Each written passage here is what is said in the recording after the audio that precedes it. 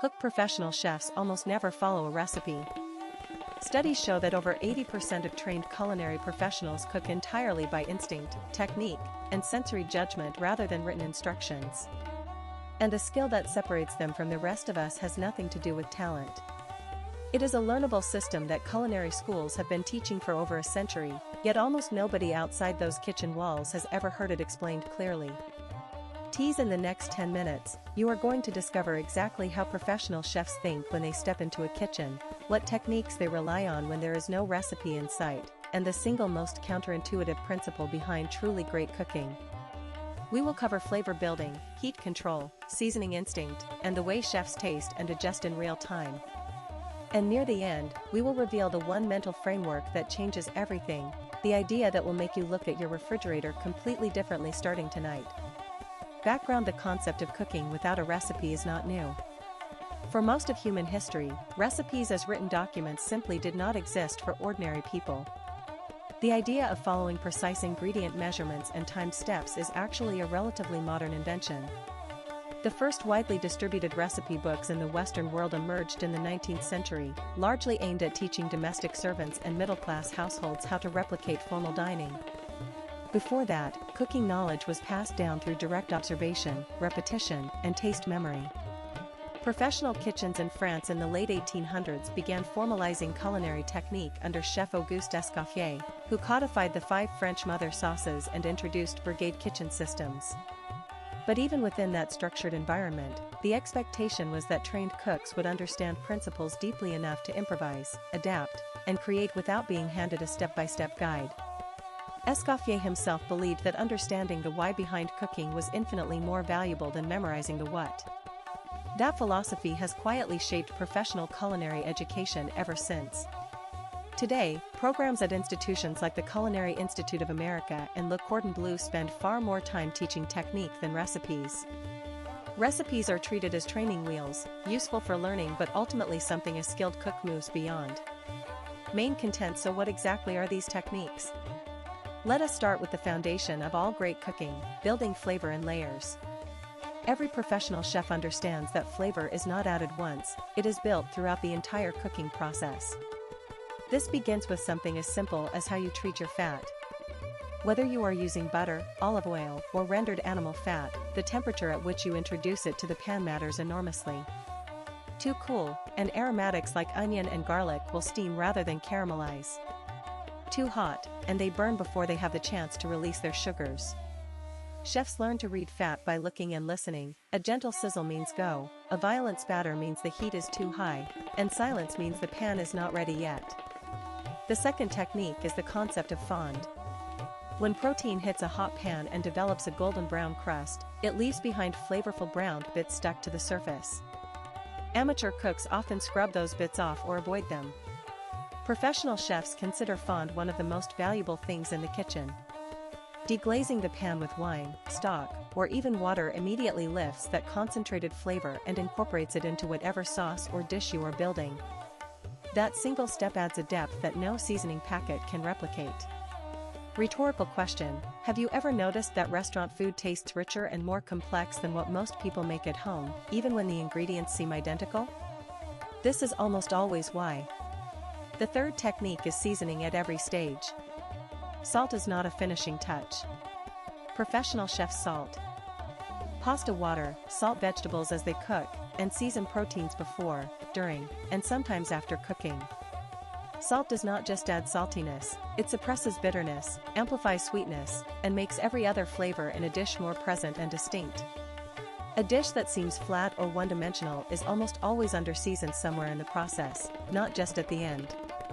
The fourth technique is controlling and reading heat. Chefs do not simply follow instructions that say medium heat. They watch the food.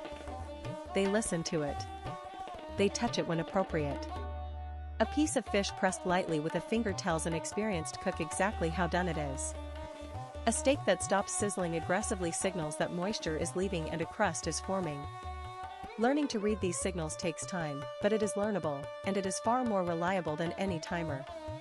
But here is what nobody talks about in most cooking content online: the single most important tool a professional chef uses is not their knife, not their pan, and not their palette. It is their understanding of flavor relationships. Deep dive. Every great dish achieves a balance between 5 fundamental taste dimensions: salt, fat, acid, heat, and sweetness. This framework, popularized in recent years by chef and author Samin Nosrat, has actually been applied intuitively by professional cooks for generations. When a dish tastes almost right but not quite, a trained chef runs through these dimensions mentally. Is it rich enough? Does it need brightness? Is there enough contrast to the sweetness? Is the heat level adding complexity or just burning?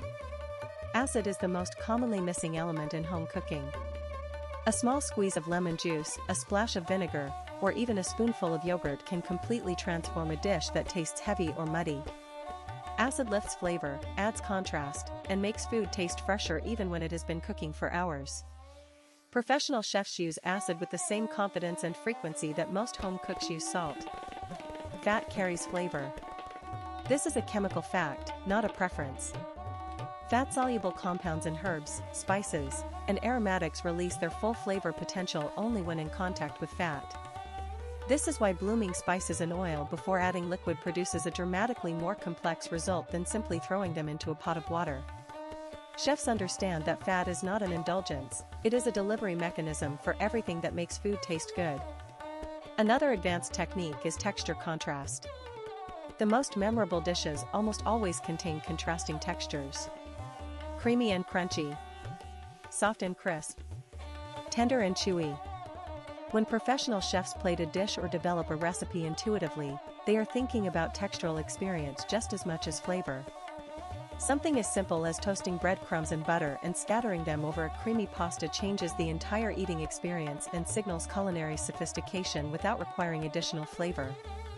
Heat application also varies strategically. Chefs know when to use dry heat and when to use moist heat. Dry heat, roasting, searing, grilling, creates Maillard reaction browning and concentrated flavor. Moist heat, braising, steaming, poaching, preserves moisture and creates tenderness. The choice between them is not arbitrary. Tough cuts of meat with connective tissue require long, slow moist heat to break down collagen into gelatin. Delicate fish needs brief, gentle dry or moist heat to preserve texture. Understanding this principle means a chef can look at any raw ingredient and immediately know the best approach without consulting anything. Analysis. So what does this mean for someone who cooks at home and wants to start cooking more intuitively? It means starting with technique rather than ingredients. Instead of asking what recipe should I make, start asking what technique am I going to practice today? Pick one. Searing. Braising. Building a pan sauce. Making an emulsion. Each time you practice a technique, you are building the foundational instinct that chefs spend years developing. It also means tasting constantly. Professional chefs taste a dish dozens of times from start to finish. They adjust. They add. They pull back. They balance. Cooking without a recipe is not guesswork, it is a continuous loop of action, evaluation, and adjustment. The moment you start treating tasting as a critical cooking step rather than an afterthought, your cooking will improve dramatically and immediately. Start with simple frameworks. Build flavor with fat and aromatics. Add your main ingredient and develop color. Deglaze and build a sauce. Season throughout. Finish with acid. Adjust texture. Before you go, if you learned something valuable today, hit that like button right now.